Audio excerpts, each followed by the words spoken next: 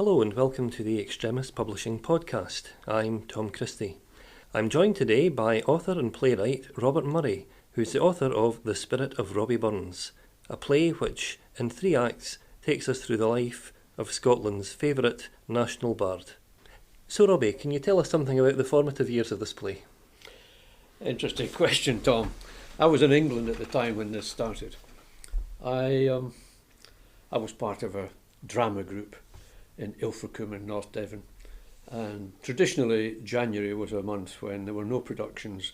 There was a bit of a rest period, and sometimes a member of the group would initiate some form of entertainment. Nothing seemed to be forthcoming on a particular year when I had been working and writing away what I thought would be a play. I thought I would write at one time a 3-act play for the stage. I realised with so many characters it would be quite an immense task, but I started writing something which would have involved perhaps just a limited number of characters. So I had worked on that, and I had the idea that I perhaps could use this in this January period. And I realised in England there may not be a huge amount of interest. So I somehow managed to get a little piece put in the drama group newsletter saying what I was doing and would this be suitable for January. But I would need some help. I may need 4 or 5 characters to help me in the production. Astonishingly, I had a huge response, and eventually I had to invent little tasks for people. So I found a cast. Luckily, of course, we had some singers and I had a pianist, and the play was put on more or less in the form as it is today, and it was put on a small stage in a hotel. It became such an interesting concept for all the English people there that I decided to introduce a fairly basic Burns supper. And again, people were clamouring for parts. Being a drama group, you can imagine, so the people were clamouring for parts. And I had the president addressing the haggis, and I had various people all seeking various parts to do. To be short, although I say it myself, it was an overwhelming and surprising result. Now, Burns is not only one of the most famous figures in Scottish literature, he's also one of the most complex. How did you feel about reflecting the many different aspects of Burns's character? I think when one reads the whole story, A to Z, of Burns's life, you get this immediate impression of a man of many parts himself, a man who, from humble beginnings, was obviously born a genius. But not only a genius could be a genius, but this man, Robert Burns, had a connection with the people in his part of the world, in the farming community especially. And I know that later in the play, when Burns goes to Edinburgh, he is devoid of his connection with the countryside and the people in the inns of Mauchline and around Ayrshire. And one can pick up the fact that he was very much aware that he'd lost that connection, and he feared for himself, began to realise, I think, that his lifeblood, his connection with the land and the people, was the very lifeblood of his productions and his works. So that was the base. But he, of course, embraced the life in Edinburgh when he was celebrated as an author and had his first publications, the Kilmarnock edition. He had a great connection with high and low people. He was obviously a man who was able to respect everybody he met and had a communication link with everyone. He was not a high-handed, difficult person. He wouldn't have been, in fact, so successful had he been so, because his ease of communication at all levels, I think, was the root cause of his ability to reflect lives and aspects of day-to-day life. So I think, yes, a complex man, but funnily enough, simplistic as well at the same time, a strange blend of both. And it's often said that you can tell almost everything about someone by the friends that they have, and Burns was someone for whom friendship meant a great deal. That's right. His friends were high and low. He would be equally as happy having a friendship in the local worthies. He even would have a relationship with the personalities of the kirk, where he had so much disregard for the way the church was operating, with the high kirk and the low kirk, the new lichts and the old lichts. And despite that, he would have had a communicating ability with all of these characters. I don't know if he would call them friends, but strangely enough, his connection with people at all levels was part of his genius. And on the subject of his genius, would you think it would be fair to say that Burns revolutionised how people looked at Scottish poetry? I'm not an expert enough to say much on that, Tom, but what he did and the clamour for his works was immediate. There was a dearth of written material that the population at large could identify with. I think that's the key note. Whether he saw it in today's parlance, did he see a marketing opportunity? I don't think necessarily that he would. He probably had an inner drive where he was fired up by the actions of royalty, the actions of the kirk, the actions of the forces at work in the community, which seemed to be difficult for the plain and simple man to cope with. He saw the man in the street as being oppressed to some extent. So I don't think he was seeing a marketing opportunity. What he probably wanted to do was to make the voice be heard. And he was a very early pioneer of social justice. He was someone who really seemed to find his political voice quite early. Exactly. Fairness. I'm a Libran myself.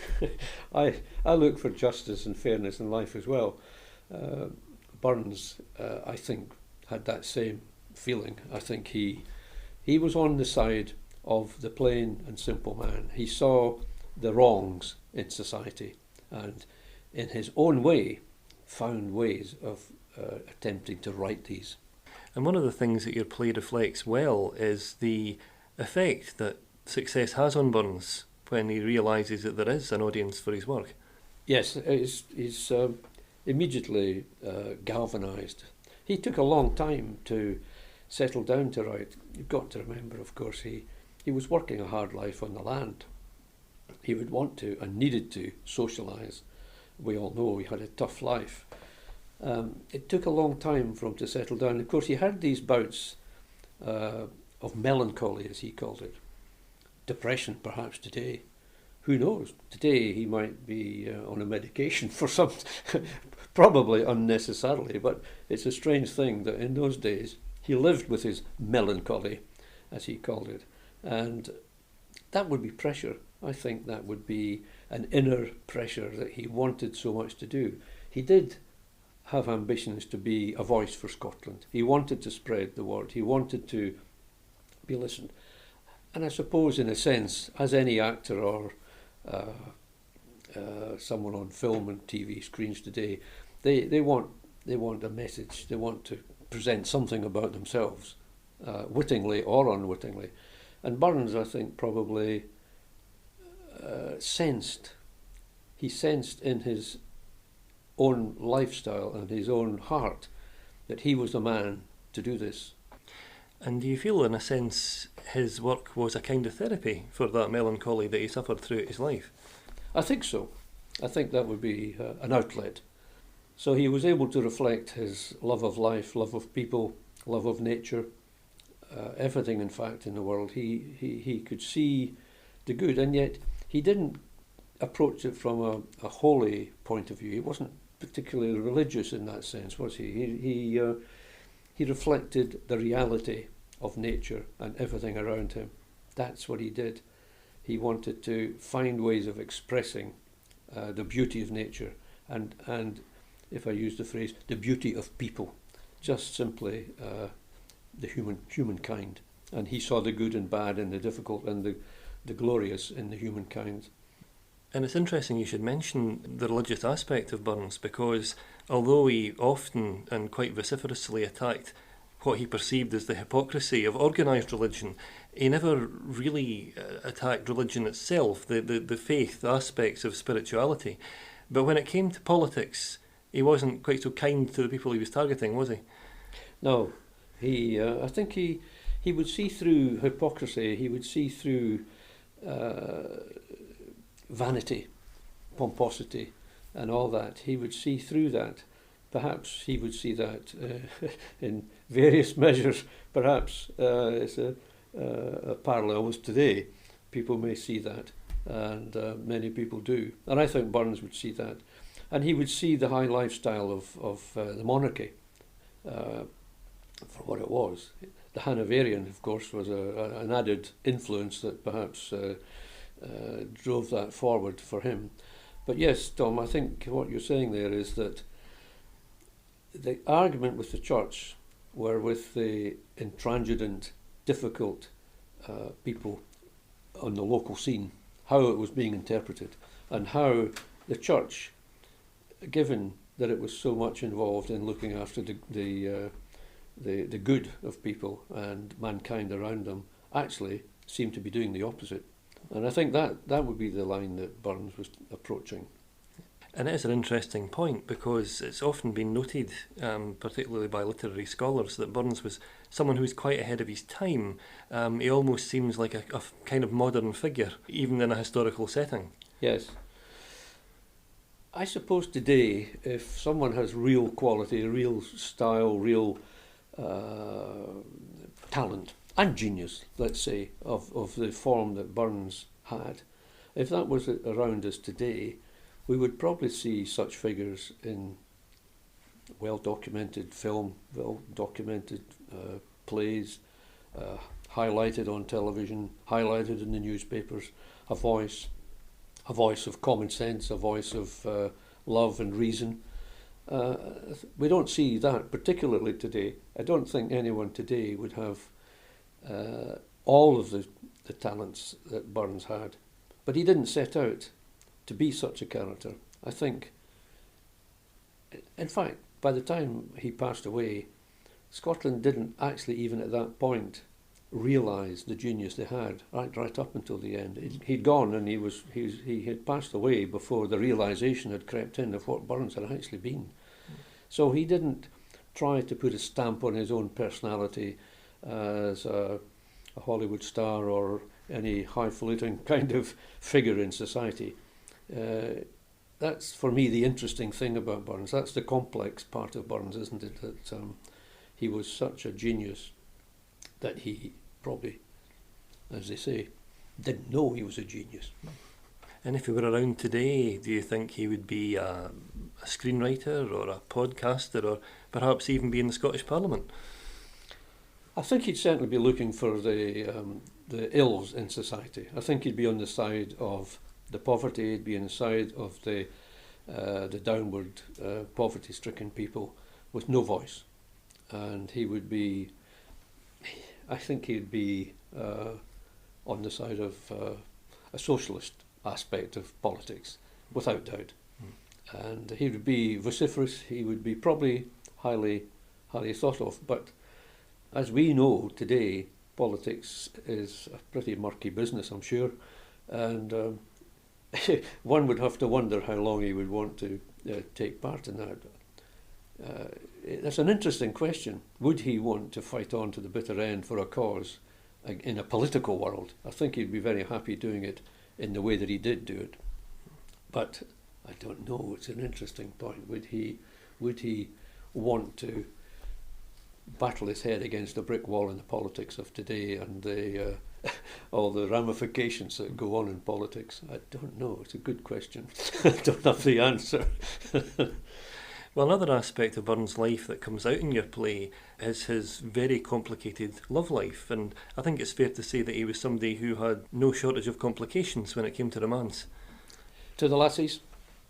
You see, I have another thing about this. I know there's a lot of people have no high regard for Burns, because there's a lot of views that he was rather able to wander around the world and have all his romantic moments, and no doubt babies appeared, as we know, all over the place. But if I go back to the point earlier, that Burns was driven as a writer. He wanted to be a writer. He wanted to be a voice in Scotland. He suffered these melancholy moments. I don't think that there was anything wrong. Now, I may be biased, of course, but what was wrong by seeking some kind of comfort in the arms of a bonny lassie?